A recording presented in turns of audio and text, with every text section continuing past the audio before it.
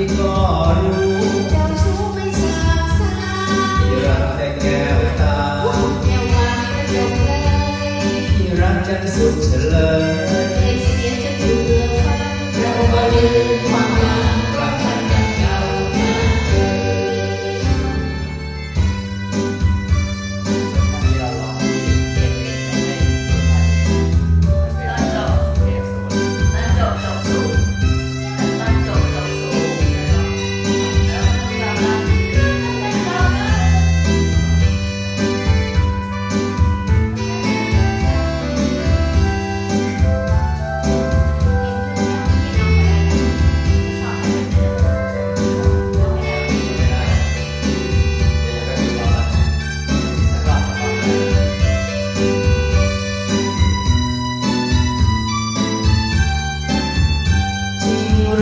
จริงสิแน่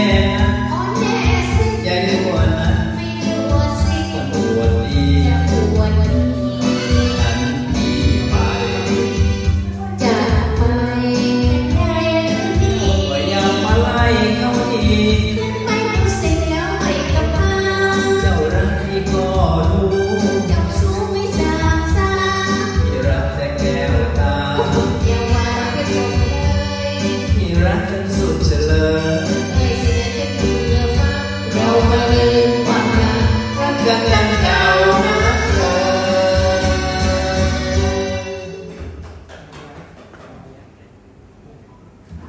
จุกเยอะจังนะ